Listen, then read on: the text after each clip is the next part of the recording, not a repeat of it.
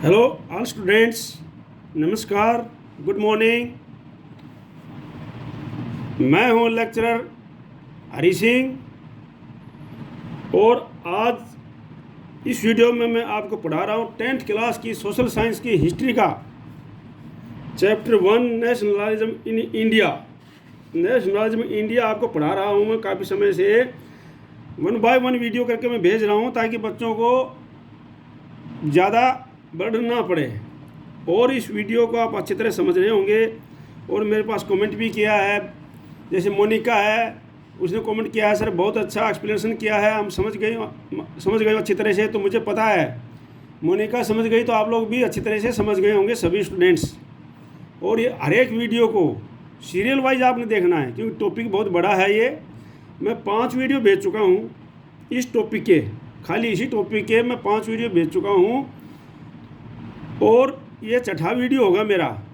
तो आप लोग जो बच्चे अगर किसी ने नहीं देखा है वीडियो तो इसको सीरियल वाइज 1 2 3 4 करके देखना। ये है nationalism, the rise of nationalism in Europe, first chapter है ये। इसका अर्थ है कि भाई यूरोप के अंदर जिस प्रकार से कैसे कैसे राष्ट्र की भावना उदय हुई थी। तो मैंने पहले वीडियो में आपको अच्छी तरह इंट्रोडक्शन पढ़ा दिया था किस प्रकार से ये शुरुआत हुई थी और किस प्रकार से लास्ट में वहाँ पर जो है अभी मॉडर्न नेशन हैं वो किस प्रकार से बने थे। ये चैप्टर को लास्ट में पढ़ते पढ़ते आप लोग अच्छी तरह समझ जाएंगे। लॉन्ग चैप्टर है, फॉरेन का चैप्टर है, इंग्लिश में है, थोड़ा सा आपको समझने में समय लगेगा लेकिन इसको अच्छी तरह से मुझे पता है समझ जाएंगे। और इसीलिए मैं इसको छुट्टियों में भेजने का निर्णय लिया है क्योंकि बाद में समय कम होता है। स्कूल टाइम में जो है बच्चे के पास में इतना समय ना टीचर के पास में होता है ना बच्चों के पास में होता है, क्योंकि पीरियड होते हैं, पीरियड के अनुसार पढ़ाना पड़ता है और भी काम करने पड़ते हैं, कॉपियाँ भी चेक करनी पड़ती है, लिखवाना भी पड़ता है। तो इसलिए अभी बहुत अच्छा समय है। इस समय में आप लोग ये वीडियो देखेंगे, ज़्यादा आपको बर्डन नहीं आएगा और आप इस चैप्टर को अच्छी तरह समझ जाएंगे क्योंकि 10th क्लास में ये चैप्टर बहुत ही इम्पोर्टेंट चैप्टर है, नया चैप्टर है। अभी तक आप इंडिया की हिस्ट्री पढ़ते आए हैं, अभी आप जो है यूरोप की हिस्ट्री पढ़े हैं और यूरोप में भी बहुत पीछे की हिस्ट्री, जब यूरोप किस प्रकार से यूरोप के अंदर राजा हुआ करते थे, मोनार्की हुआ करते थे, किस प्रकार से वहाँ पर फ्रांस की क्रांति हुई और उस क्रांति का क्या परिणाम निकला। क्रांति के बाद में जो है आपको पता है कि वहाँ पर जो है नेपोलियन आया, नेपोलियन ने क्या क्या सुधार किए सारा मैं आपको पढ़ा चुका हूँ। नेपोलियन के बाद में जो है नेपोलियन को पर्शिया, रशिया और ऑस्ट्रिया ने हरा दिया। फिर उन्होंने कंजर्वेटिव ले आए, फिर मोनार्की ले आए, फिर उन मोनार्की ने किस प्रकार से शासन किया, फिर उन मोनार्की के शासन के बाद किस प्रकार से जो 1830 के अंदर जो रिवोल्यूशनरी थे, जो अंडरग्राउंड हो गए थे, छुप छुप करके उन्होंने किस प्रकार से अपनी अपनी सभाएं बनाई, उन्होंने अपनी अपनी कमेटियां बनाई, किस प्रकार से फिर उन्होंने आंदोलन किया, फिर किस प्रकार से फ्रांस में जो है दोबारा से क्रांति आई और जो लुइस फिलिप था उसको जो 1850 में बैठा दिया गया था गद्दी के ऊपर, उसको किस प्रकार से उन्होंने उठा करके अलग कर दिया और फिर वहाँ पर जो है कॉन्स्टिट्यूशनल मोनार्की लेकर के आ गए। कॉन्स्टिट्यूशनल मोनार्की लेके आ गए, वहाँ पर बोर्बोक को हटा दिया उन्होंने, कॉन्स्टिट्यूशनल मोनार्की लुइस फिलिप को बैठा दिया। और फिर किस प्रकार से वहाँ पर जो है अब मैं आपको बता रहा हूँ कि एज ऑफ रिवॉल्यूशन 1830 जो 1830-48 जो पिछले वीडियो में पढ़ाया था उसमें मैंने आपको अच्छी तरह से पढ़ाया था। उसमें मैंने आपको पढ़ाया था कि भाई जो है किस प्रकार से वहाँ पर जो है दोबारा से क्रांति आई और कॉन्स्टिट्यूशनल मोनार्की बैठाया गया वहाँ पर, किस प्रकार से लुइस फिलिपी को, ठीक है नहीं। तो ये मैंने आपको पढ़ा दिया था। अब आता है कि भाई सभी देश की नेशनल भावना के अंदर आज का टॉपिक हमारा 3.1 जो टॉपिक है ये मैं एक एक पॉइंट का टॉपिक डालूंगा आपको ताकि लंबा वीडियो ना बने आपको और आप पढ़ लो अच्छी तरह से। और तो जो 3.1 टॉपिक है इसमें जो है ये है the romantic imagination and national feeling. जो हमारी रोमांटिक इमेजिनेशन थी मतलब लोगों की जो पीछे से उस समय यूरोप के अंदर, हमारी नहीं, यूरोप के लोगों की जो रोमांटिक इमेजिनेशन थी, रोमांटिक इमेजिनेशन मतलब होता है कि रोमांटिज्म, मतलब आपस में प्रेम, कविताएं, स्टोरी, इनके द्वारा किस प्रकार से उन्होंने एक राष्ट्र की भावना को जागृत करने के लिए लोगों में इस रोमांटिक इमेजिनेशन ने किस प्रकार से काम किया, ये मैं आज आपको इस टॉपिक में पढ़ा रहा हूँ, 3.1 टॉपिक में। और वीडियो नंबर होगा 6, आप इसको पढ़ना।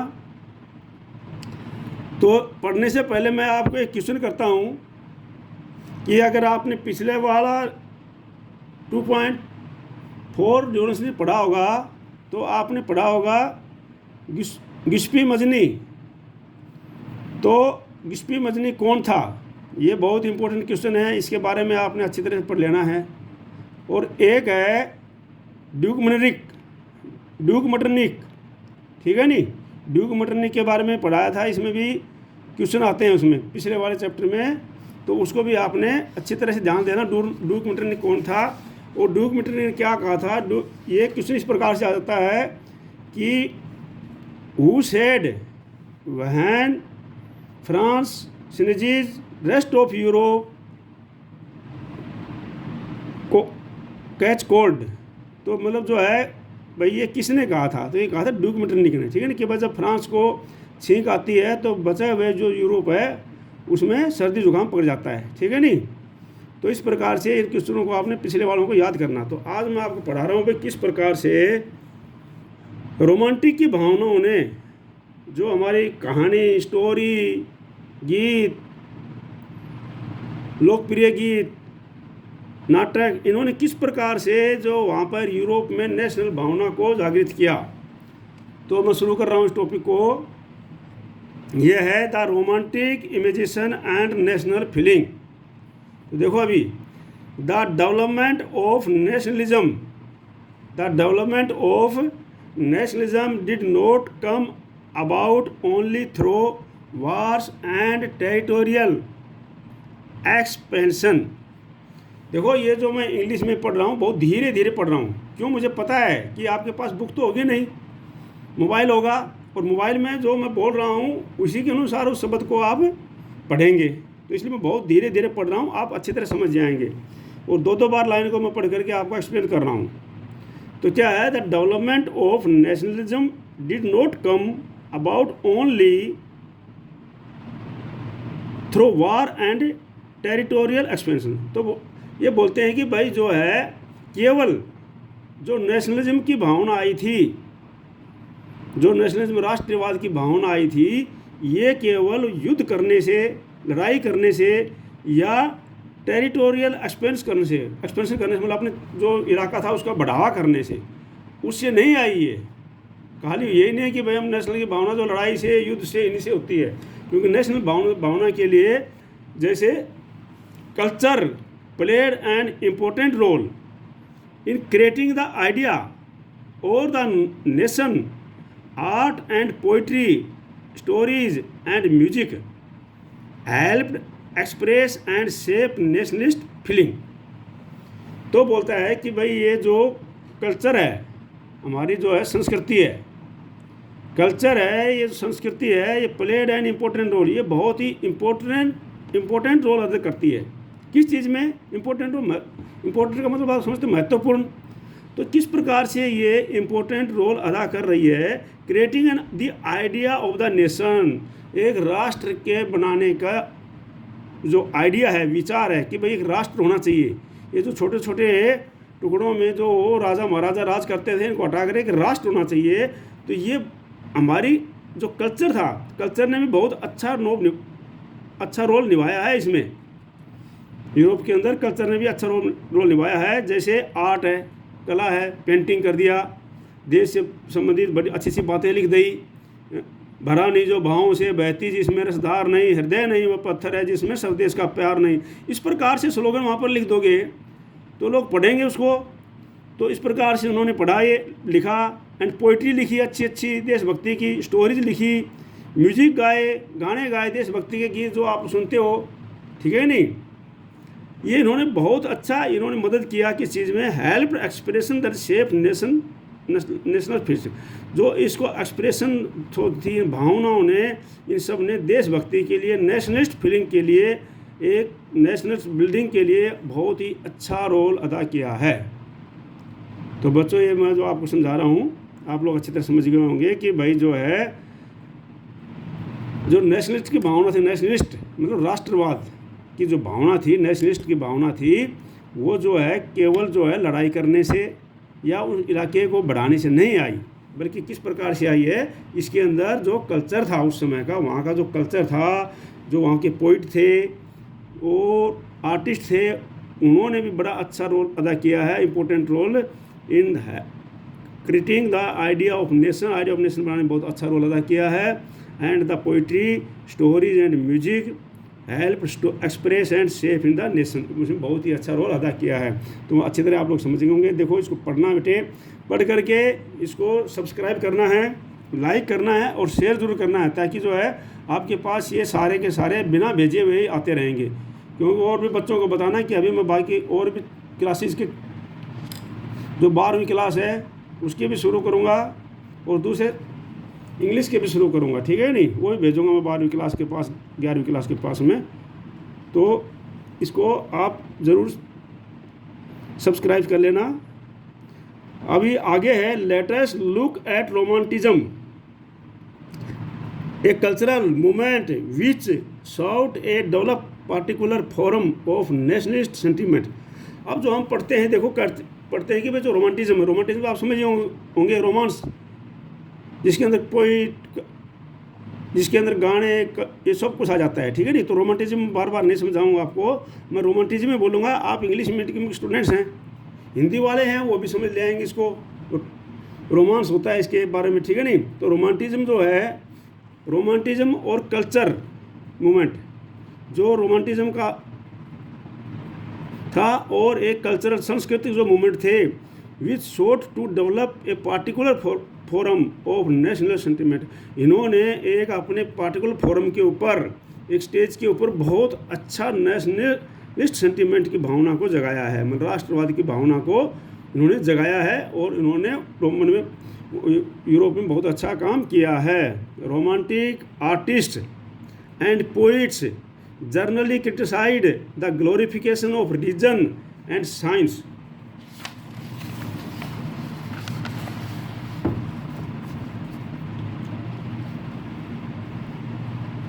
Region of science and focused instead on emotion, institution and mystery feeling।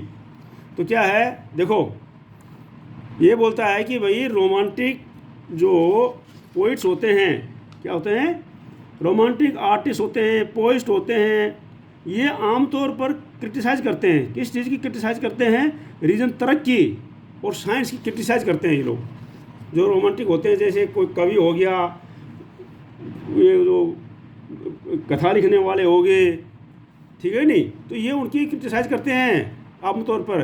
और किस पर फोकस डालते हैं, इंस्टीड ऑन इमोशन, ये भावनाओं पर फोकस डालते हैं कि वह लोगों के साथ में तर्क करने से कुछ नहीं होगा, ठीक है नहीं, उनके साथ तर्क करने से, उनको साइंटिफिक चीज़ बताने से कुछ नहीं होगा। किस चीज़ में होगा भाई, उनकी इमोशन, भावनाओं को पकड़ो आप। जिसलिए राष्ट्रीय नेता होते हैं ना, नेता लोग होते हैं, आप लोग देखते हो जब इलेक्शन होते हैं तो किस प्रकार से लोगों की भावनाओं के, उनके कल्चर के ऊपर बारे में बताने शुरू कर देते हैं। जो जहाँ जाएगा उस स्टेट का कल्चर कैसा है, क्या है, उसी भाषा में बात करना, और उस कल्चर के ऊपर ही वो लोगों की भावनाओं को अपने काबू में करते हैं। तो इस प्रकार से जो पोइट्स वगैरह होते हैं, इन्होंने बोला भैया लोगों को ना समझाने के लिए खाली ऐसे नहीं होगा कि आप साइंटिफिक तर्क करो, उनके साथ वितर्क करो, ठीक है नहीं, रीज़न बताओ उनको, कुछ नहीं होगा। बोला तो होगा कैसे, उनके पास होगा उनकी इमोशन, उनकी भावनाओं को पकड़ो, उनकी इंस्टीट्यूशन पकड़ो, किस प्रकार से रह रहे हैं, कौन कौन संस्थाएं हैं उनको, उनके एंड रहस्यमयी फीलिंग्स और एंड मिस्टीरियस फीलिंग्स जो होती है, रहस्यवादी भावना जो होती है, उसको पकड़ो आप लोग उनको। जब उन पर आप प्रभावित करोगे तब उनके अंदर नेशनलिस्ट की भावना आएगी, वैसे नहीं आएगी। जैसे बड़े बड़े हीरो के बारे में, बड़े बड़े योद्धा हैं, बड़े बड़े जो हमारे शहीद हो गए हैं, उनके बारे में बताओगे, ठीक है नहीं, तो इस प्रकार से उनके अंदर, जैसे हमारे शहीद हैं, उनकी जब स्टेज के ऊपर कोई गाने और गाए जाते हैं, उनके बारे में बताया जाता है, तो आप लोगों के अंदर नेशनल की भावना आती है। तो इसी प्रकार से उन्होंने बताया कि भाई नेशनल की भावना लाने के लिए आप लोग जो है लोगों की इंस्टीट्यूशन के ऊपर, उनकी मिस्टीरियस फीलिंग के ऊपर रस्से डालो, उनकी भावनाओं को, एमोशंस को पकड़ो उनको, तब जो कि आप इससे नेशनलिस्ट की भावना आएगी, राष्ट्रवाद की भावना आएगी, तब लोग एक होंगे, अपने राष्ट्र के लिए संघर्ष करेंगे। ठीक है नहीं? तो ये था। अब आगे बोलता है there efforts was to create a sense of shared collective heritage, a common culture past as the basis of nation। बोलते उनके प्रयासों ने क्या किया, उनके प्रयासों ने वाज टू क्रिएट, उन्होंने एक क्रिएट किया क्या, सेंस ऑफ शेयर्ड कलेक्टिव, एक सामूहिक जो कलेक्टिव हेरिटेज होता है, विरासत, पीछे की विरासत जो कि बाप दादाओं की, परदाओं की, और कलेक्टिव ना सामूहिक, उनकी सामूहिक जो विरासत क्या है उसके ऊपर फोकस किया उन्होंने। और कॉमन कल्चर, और उनका जो एक कॉमन कल्चर था, सभी की एक संस्कृति थी पास्ट में, उन सब के ऊपर फोकस किया as the basis of nation, जो नेशन की भावना को करने के लिए। ठीक है नहीं? कहने का तात्पर्य यह है कि भाई यूरोप के अंदर खाली लड़ाई युद्ध से ही जो है नेशन की भावना पैदा नहीं हुई थी लोगों में नेशन की भावना पैदा करने के लिए उन्होंने पोइट्स ने भी योगदान दिया, उसके बाद में जो डांस है उनसे भी योगदान दिया, उनके नाटक थे, उसकी कविताएं थी, उसकी कहानियाँ थी, स्टोरीज थी, उनकी कल्चर भावना थी, मिस्टीरियस फीलिंग थी, उन सब के ऊपर फोकस डाला गया, एक उनकी हेरिटेज विरासत के ऊपर फोकस डाला गया, उन सब को इकट्ठा किया गया और उनको बताया गया कि भाई आप सबकी, हम सब की विरासत एक है, हम सब का कल्चर एक है, हम सब की भावनाएं एक हैं, तो क्यों ना हम अपने राष्ट्र के प्रति लड़ाई करें और अपने राष्ट्र को एक राष्ट्र के रूप में हम विकसित करें उसको। ठीक है? तो इस प्रकार से उन्होंने बहुत अच्छी भूमिका निभाई है। Other romantic such a German philosopher John Gottfried Herder 1744-1803 claimed that true German culture was to be discovered among the common people, Das woke. Common people को उसने दास वोक कहा है। ठीक है ना? आगे दास वो लिखा हुआ है, तो आप दास वोक से मतलब जो है परेशान मत होना। ये दास वोक क्या है, उसने कॉमन पीपल के लिए। तो उसने बोला है ये दूसरा एक रोमांटिक्स था। अदर रोमांटिक्स जो थे, रोमांटिक आप समझ गए हो कि वो रोमांटिक कौन होते हैं, जो मतलब गाना गाने वाले या कोई अपना नाटक दिखाने वाले, नाटक प्ले करने वाले, इस प्रकार के रोमांटिक कवि जो होते हैं। तो रोमांटिक जो उन्होंने कहा है कि भाई रोमांटिक के द्वारा जो लोगों का मनोरंजन करते हैं, तो उन्होंने कहा है कि वो था जर्मन फिलोसफर था जॉन गोटफ्राइड हर्डर, जिसका जन्म हुआ था 1744 में और डेथ हुई थी 1803 में। तो उसने क्लेम किया, उसने कहा that the true German culture, जो सच्चा जो जर्मन कल्चर है, ये जर्मनी का है, जर्मनी के है ये। तो बोला जो जर्मनी भी यूरोप में है ना, मैं सारी चीज़ों के बारे में बता रहा हूँ, आप खाली फ्रांस मत समझ लेना। यूरोप के अंदर जो जर्मनी भी आ जाएगी, इटली भी आ जाएगी, फ्रांस भी आ जाएगा, ब्रिटेन भी आ जाएगा, रशिया भी आ जाएगा, पर्सी भी आ जाएगा, सब कुछ जो है ये इसी यूरोप के अंदर ही आते हैं। तो बोला कि उसने बोला कि अगर सही जर्मन कल्चर आपने देखना है, claimed that true German culture was to be discovered, तो आपको मिलेगा, कहाँ मिलेगा, अमोंग द कॉमन पीपल, जो लोग कॉमन आम आदमी हैं, आम आदमी उसमें मिलेगा। ट्रू कल्चर जो है, जर्मन कल्चर जो है वो आम आदमी मिलेगा। जिस प्रकार से हम कहें कि भाई हमारी संस्कृति आप जाके देखना है तो दिल्ली में बैठ के मत देखो, गाँव में जाओ, लोगों के अंदर मिलो, तब पता चलेगा कि हमारी संस्कृति क्या है, लोग कैसे रहते हैं, किस प्रकार से उठते हैं, फिर अपने खेतों में जाते हैं, काम करते हैं, तो हमारी कल्चर तो वहाँ से पता चलेगा, गाँवों से। तो उसने बोला भैया अगर ट्रू कल्चर आपने देखना है तो आप कॉमन पीपल के पास जाओ, ये बड़े बड़े नेताओं के पास होने से या बड़े बड़े उनके पास होने से नहीं मिलेगा कॉमन कल्चर पीपल। तो आप जो है कॉमन आदमी, जो आम आदमी है, उसके पास जाओ, कॉमन पीपल के पास जाओ, जिनको दास वो कहा है उसने। ठीक है नहीं? तो इसका अर्थ ये है। और क्या किया उसने, it was through folk song, और ये कहाँ से मिलेगा, फोक सॉन्ग से, जो लोकगीत हैं, लोकगीतों से मिलेगा। फोक पोइट्री, जो लोक पोइट्री है, लोगों के द्वारा गाए जाने वाली पोइट्री है, लोगों के द्वारा गाए जाने वाले गीत हैं। एंड फोक डांस, और लोग लोक नृत्य हैं, लोक नृत्य मतलब लोक नृत्य है, जो लोग नृत्य करते हैं, that the true spirit of nation, और वहाँ पर जो है नेशन की सच्ची स्पिरिट की भावना मिलेगी आपको, जिसको वोकजिस्ट कहा है उसने, वाज पॉपुलराइज्ड, और ये पॉपुलराइज्ड होगी। कहने का तात्पर्य है कि उसने बोला कि भाई अगर सही नेशनलिस्ट भावना फीलिंग करनी है, सही नेशनलिस्ट की भावना लानी है लोगों में, तो आप कॉमन पीपल में मिलेगी। और किसके द्वारा मिलेगी? फोक सॉन्ग के द्वारा मिलेगी। अब फोक का तो आपको पता लगी गया कि वह लोकगीत होता है, फोक सॉन्ग लोकगीत होता है। इसी प्रकार फोक पोइट्री की मिलेगी, फोक डांस से मिलेगी। आपने तो फोक लिखना है ना, लोक नहीं लिखना है, आपने फोक सॉन्ग लिखना है, फोक पोइट्री लिखनी है, फोक, ये सब आपने समझाने के लिए। फोक डांस से मिलेगी। And the true spirit of the nation कहाँ से मिलेगी? वाज पॉपुलराइज्ड, वहीं से पॉपुलराइज हुई है। तो ये अच्छी तरह आप लोग समझ लो इसको, ठीक है नहीं? लिखना आपने इंग्लिश में ही है, जो हिंदी वाले हैं वो भी समझ सकते हैं, भाई लोकगीत हैं तो हिंदी में समझा रहा हूँ, इस चैप्टर को अच्छी तरह समझ सकते हैं हिंदी वाले भी, ठीक है नहीं? तो ये हिंदी वालों के लिए, इंग्लिश मीडियम वालों के लिए बहुत अच्छा मौका है कि इस दोनों ही जो है बच्चे इसको सब्सक्राइब करके और इसको देख लिया करो। इसमें ज़्यादा आपको पढ़ाई का भी काम नहीं है, आप अपना मोबाइल लो और उसमें इसको सुनो, सुनने से आपको पूरा पता लग जाएगा और इस चैप्टर आपको याद हो जाएगा, ठीक है नहीं? अब आगे बोलता है, so collective and recording these form of folk culture was essential to the project of nation building. इस प्रकार से ये जो कलेक्टिव एकत्रित किया हुआ, कलेक्टिव में एकत्रित इकट्ठा किया हुआ, एंड रिकॉर्डिंग और उसको लिखा हुआ फॉर्म ऑफ फोक कल्चर है। मतलब कहने का तात्पर्य है कि जगह जगह से हमने अपना जो फोक कल्चर है, फोक लोकगीत हैं, डांस हैं, ये हमने इकट्ठे किए और हमने लिखे हुए हैं, अगले लिखे हुए हैं। तो ये जो फोक कल्चर है ये essential to project of national building, तो ये नेशनल बिल्डिंग के अंदर महत्वपूर्ण अहम भूमिका निभाएगा, एसेंशियल भूमिका निभाएगा। सबसे प्रारंभिक भूमिका जो है वो महत्वपूर्ण भूमिका निभाएगा ये नेशनल बिल्डिंग में। समझ आ गया होगा? So collecting and recording this form of folk culture was essential to the project of national building. कहने का मतलब जो है हमारा जो लिखित रूप में जो हमारा कल्चर है ये हमारे नेशनल बिल्डिंग के लिए बहुत ही अच्छी भूमिका निभाएगा। उदाहरण दे रहा हूँ कि जैसे हमारा कल्चर, हमारी रामायण, महाभारत ये लिखे हुए हैं, और जब हमको उनको पढ़ते हैं, जब उनको टीवी पर देखते हैं, तो हमारे अंदर फीलिंग नेशन की आती है, हमारे अंदर कल्चर की फीलिंग आती है, ठीक है ना? तो उसी प्रकार से उन्होंने बोला कि भाई जो है ये इकट्ठा किया हुआ और लिखा हुआ जो कल्चर है हमारा, ये हमारे नेशनल बिल्डिंग में बहुत अच्छी भूमिका निभाएगा। ये उन्होंने किसने कहा था? ये कहा था जॉन गोटफ्रीड हर्डर 1783 उसने कहा था, ठीक है नहीं? तब यहाँ तक आपको समझ में आ गया होगा। अब आगे जो है मैं बुक को अच्छी तरह से इसमें सेट करके, ताकि आपको एक एक अक्षर क्लियर दिखाई दे, उस प्रकार से मैं पढ़ा रहा हूँ आपको।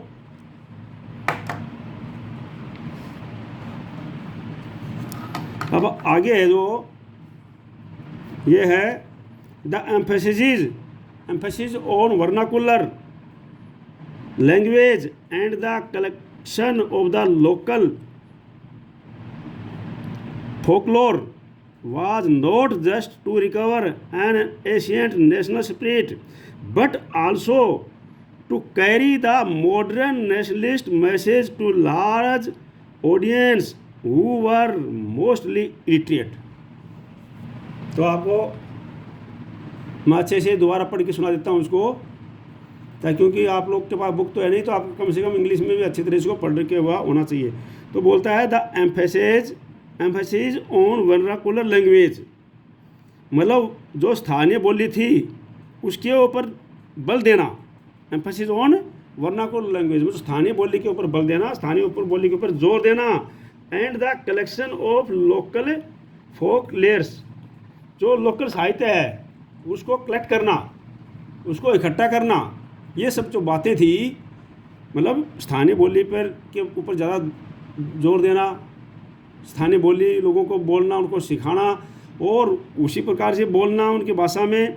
और जो स्थानीय वहाँ पर कलेक्टिव जो लोग फिर था, जो कलेक्टिव साहित्य था, was not just to recovers and ancient national spirit.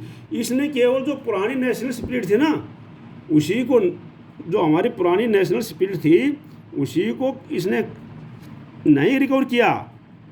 जो पुरानी उनकी बोलते हैं, वो बोलता है कि जो पुराने लोगों की नेशनल स्पिरिट थी उसी को रिकवर नहीं किया, बट क्या किया इसने, but also to carry the modern nationalist message to large audience who were mostly illiterate. अब इसको समझ लो, आपको अच्छी तरह पढ़ सुना दिया मैंने कि भाई इसका कहने का मतलब ये है कि ये जो चीज़ें थी, स्थानीय बोली पर जोर देना और ये लोक साहित्य इसको इकट्ठा करना, इस सब ने जो है लोगों की पुरानी जो एंशिएंट भावना थी केवल उसी को नहीं जगाया, बल्कि इसने जो क्या किया, इसने but also to carry the modern nationalist message, उसने आधुनिक जो राष्ट्रीयवाद की भावना का मैसेज था वो भी उन लोगों तक पहुंचा दिया जो बिल्कुल इलिटरेट थे, जो पढ़ना लिखना नहीं जानते थे।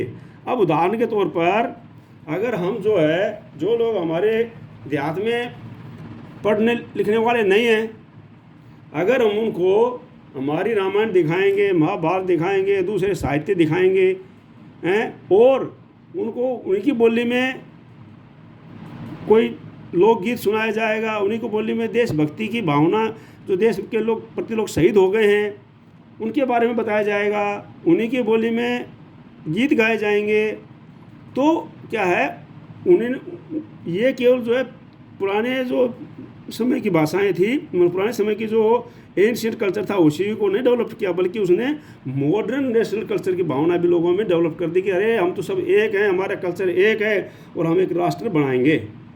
ठीक है नहीं, इसका मतलब ये है। अगला है,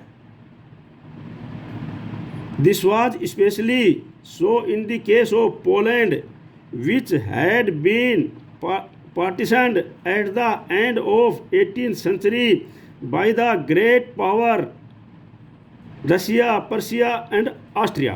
अब देखो, मैंने बताया था कि रशिया, पर्शिया और ऑस्ट्रिया थी, इन्होंने पोलैंड को हरा करके इसके टुकड़े कर दिए थे और इन्होंने अपने अपने थोड़े थोड़े क्षेत्र उसको अपने अपने अधीन कर लिए।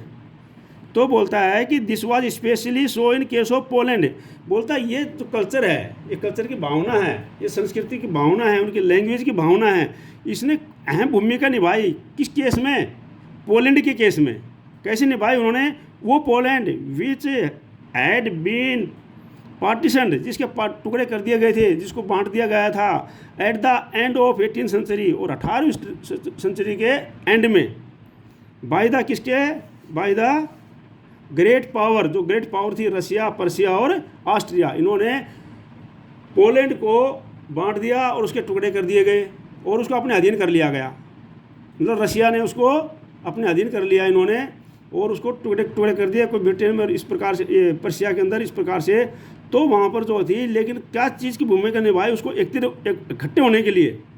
Even though Poland no longer exist as an independent territory, यहाँ तक कि जो पोलैंड था ज़्यादा समय तक जो है इंडिपेंडेंट एक राज्य नहीं रह पाया, क्योंकि उसको, लेकिन उसके अंदर क्या थी, national feeling were kept alive through music and language, जो म्यूजिक और लैंग्वेज के द्वारा, म्यूजिक और लैंग्वेज के द्वारा पोलैंड के लोगों के अंदर जो नेशनल फीलिंग थी ना, वो जीवित रही उसकी। मतलब उन लोगों ने सोचा भले ही हम अलग हैं, भले ही हम जो है आज रशिया के अधीन हैं, लेकिन भाषा, उनकी कल्चर, उनकी नेशनल फीलिंग, ये जो है वहाँ पर उनके लोगों के अंदर जीवित रही, ताकि कभी ना कभी हम जो है अवश्य जो है अपने एक देश बनेगा। वो अपनी भाषा में बात करते रहे, अपने नेशनल फीलिंग उनके अंदर रही, अपनी भाषा में वो म्यूजिक करते रहे, अपनी भाषा में जो भी कुछ करते हैं, इस प्रकार से उनके अंदर नेशनल फीलिंग रही। और अब आगे बताता है क्रोल कुरपिंस्की, एक होता है क्रोल कुरपिंस्की हुआ है, फॉर एग्जांपल उसके लिए है, celebrated the national struggle through his operas and music, turning folk dance like the polonaise and mazurka into nationalist symbols. तो एक करोल कुरपिंस्की हुआ है, करोल कुरपिंस्की, ये कौन था? ये जो है इसको ये ओपेरा और म्यूजिक डांसर था ये। इसने मतलब अपने साहित्य को चलाता था, शो करता था ये अपने ओपेरा और म्यूजिक डांस का जो शो करता था, उसमें जिसके अंदर जो है इनका आ जाते थे ड्रामा वगैरह, नाटक वगैरह सारे आ जाते थे उसमें, तो ये उनके शो करता था। तो उसके अंदर इसने अपनी क्या नेशनल स्ट्रगल चलाया, नेशनल स्ट्रगल की भावना चलाई उसके अंदर। और किसके द्वारा? डांस के द्वारा, फोक डांस के द्वारा। जो लोग डांस होते हैं फोक डांस, उनके द्वारा, जो लोगों का डांस होता है उनके द्वारा इन्होंने एक स्ट्रगल अभियान चलाया, एक मूवमेंट चलाया उन्होंने। और लाइक द, उनका नाम है ये फोक डांस, और उनका पोलोनेस एंड मजूरका। जैसे हमारी रागनी बोलते हैं, रागनी गीत, इस प्रकार से ये उनके हैं polonaise and mazurka into nationalist symbol. और नेशनलिस्ट सिंबल के तौर पर इन्होंने ये अभियान चलाया, ठीक है ही नहीं। इसका नाम था क्रोर कुरपिंस्की, ठीक है। अब जो है language too played an important role in developing nationalist sentiment. तो बोलता है कि भाई राष्ट्र की भावना लाने में, लोगों के अंदर राष्ट्र की भावना लाने में लैंग्वेज ने भी बहुत ही इम्पोर्टेंट रोल निभाया है, ठीक है नहीं, बहुत इंपॉर्टेंट रोल निभाया है नेशनल की भावना लाने में। After Russia occupation the Polish language was forced out of school. जैसे मैंने आपको बताया कि पोलैंड ने जो है रशिया को अपने पास में ऑक्यूपेट कर लिया था, तो उसने क्या किया, पोलिश लैंग्वेज थी, जो पोलिश लैंग्वेज थी ये किसकी थी? पोलैंड के लोगों की थी, उसको बंद कर दिया। किस में कर दिया? आउट ऑफ स्कूल, स्कूलों में चलाना बंद कर दिया। And Russian language was imposed everywhere, और उन्होंने सभी जगह जो है रशियन लैंग्वेज चला दी थी, ठीक है नहीं। In 1831 an armoured rebellion against Russian rule took place which was ultimately crushed. अब क्या हुआ कि इसी प्रकार से लोगों के अंदर, पोलैंड के लोगों के अंदर, इनके अंदर जो भावनाएं थी वो अपनी चलती रही थी, लेकिन वो 1831 में क्या है, एक आर्मर्ड रिवोल्यूशन हुआ, मतलब हथियारों के साथ एक रिवोल्यूशन हुआ, विद्रोह हुआ, ठीक है नहीं, विद्रोह हुआ, आर्मर्ड रिवोल्यूशन हुआ, हथियारों के साथ विद्रोह किया गया अगेंस्ट में, रशिया के अगेंस्ट में। जैसे भाई कुछ लोग हथियार लेकर के उसके अगेंस्ट में विद्रोह कर देते हैं, जैसे अपने इधर, तो इस प्रकार से विद्रोह किया गया अगेंस्ट रशिया रूल, रशिया के जो शासक थे उनके अगेंस्ट में, विच वाज अल्टीमेटली क्रश्ड। लेकिन बाद में उसको रशिया ने क्या दबा दिया, रशिया ने क्या किया था, उसको दबा दिया था, ठीक है नहीं। Following this many member of the clergy in Poland began to use language as a weapon of national resistance. अब क्या है, इसके बाद में जो बहुत सारे मेंबर ऑफ क्लर्जी, जो चर्च के सदस्य थे पोलैंड के जो चर्च के सदस्य थे, उन्होंने शुरू कर दिया, क्या शुरू कर दिया, अपनी लैंग्वेज को एक नेशनलिस्ट विद्रोह के रूप में हथियार बनाना शुरू कर दिया। मतलब जो है रशिया के खिलाफ वो अपनी लैंग्वेज में ही बोलने लग गए, अपनी लैंग्वेज में ही उपदेश देने लग गए। जो उनकी लैंग्वेज थी, पोलिश लैंग्वेज थी, ताकि जो है हमारे लोग सारे इकट्ठे रहें, और अपनी लैंग्वेज का उन्होंने इस्तेमाल करना शुरू कर दिया। लेकिन रशिया बोलता था कि तुम अपनी लैंग्वेज में ना पढ़ोगे ना साहित्य चलाओगे, लेकिन उन्होंने अपनी लैंग्वेज में ही शुरू कर दिया। तो इस प्रकार से फिर क्या है, देखो, एज रिजल्ट इसका परिणाम क्या निकला, हाँ रजिस्टर के ऊपर ना, Polish was used for church gathering and our religion instructions. अब क्या है, सभी चर्चों के अंदर, जो चर्च थी वहाँ पर, क्योंकि जो ये लोग उसके अंदर रशिया के अंडर में थे, तो जो चर्च थी वहाँ पर भी लोगों ने क्या किया, अपनी पोलिश लैंग्वेज में बोलना शुरू कर दिया, उपदेश शुरू कर दिया। और जो धार्मिक इंस्ट्रक्शन थी, जो मंदिर, जैसे हम मंदिर के अंदर जाते हैं और हमारे को जो अपना पंडित जी जो है कुछ अच्छी साहित्य की बातें बताता है, उसी प्रकार से वहाँ पर जो चर्च के अंदर लोग जाते थे, चर्च का मतलब है जैसे उनका अपना मंदिर है, इस प्रकार से उनका एक धार्मिक स्थल होता है। तो जो धार्मिक जो इंस्ट्रक्शन थी चर्च के अंदर, वो भी ये अपनी पोलिश लैंग्वेज में देना शुरू कर दिया इन्होंने। किसने? पोलिश वालों ने, जो पोलैंड वालों ने, ठीक है नहीं। पोलिश का मतलब पोलैंड की पोलिश बोलने वाले लोग, ठीक है नहीं। तो इन्होंने जो है उसमें देना शुरू कर दिया। उसका परिणाम क्या हुआ, as a result a large number of priest and bishop were put in jail. और इसका परिणाम हुआ कि बहुत एक संख्या में जो पेरिस्ट थे, पुजारी थे, ठीक है नहीं, और उपदेश देने वाले थे उनको क्या कर दिया, जेल में डाल दिया। किसने, रसिया ने। और sent to Siberia by the Russian authorities as punishment for their refusal to preach in Russia. और उन्होंने क्या किया, रशिया की जो अथॉरिटी थी, रशिया के जो शासक लोग थे, रशिया के जो अधिकारी लोग थे, उन्होंने इसको पनिशमेंट के तौर पर कहाँ भेज दिया, रिफ्यूजल टू प्रीच, वो कहाँ भेज दिया, इनको साइबेरिया भेज दिया। कहाँ भेज दिया, साइबेरिया। इनकी अथॉरिटी ने साइबेरिया भेज दिया। किस लिए, कि इन्होंने जो है रिफ्यूज़ कर दिया था। किस लिए, किस चीज़ के लिए रिफ्यूज़ किया था, रिफ्यूज़ मतलब मना कर दिया था। इन्होंने मना कर दिया था to preach in Russia. Preach मतलब उपदेश देना, प्रीच इन रशियन, कि रशियन भाषा में उपदेश देने से इन्होंने मना कर दिया था। तो कहने का तात्पर्य है कि जब पोलैंड रशिया के अधीन हो गया तो रशिया ने बोला कि भाई आप लोग अपनी भाषा नहीं चलाओगे, ये आपकी पोलिश भाषा है, ये नहीं चलेगी, यहाँ पर क्या चलेगी, रशियन भाषा चलेगी।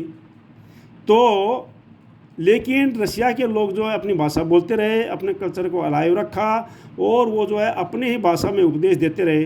तो जब चर्च के अंदर रशिया ये पोलिश लोग पोलैंड के लोग इकट्ठे होते थे, तो वहाँ के जो चर्च के अंदर जो पादरी वगैरह थे, कलरजी जो थे, वो जो है उसको उपदेश देते थे किस भाषा में, पोलिश भाषा में। और उन्होंने रशियन भाषा में उपदेश देना मना कर दिया था। इस प्रकार से उनको कुछ को तो जेल में डाल दिया गया और कुछ को साइबेरिया पनिशमेंट के रूप में भेज दिया गया। समझ में आ गया ना अच्छी तरह से। The use of Polish came to be seen as a symbol of struggle against Russian dominance.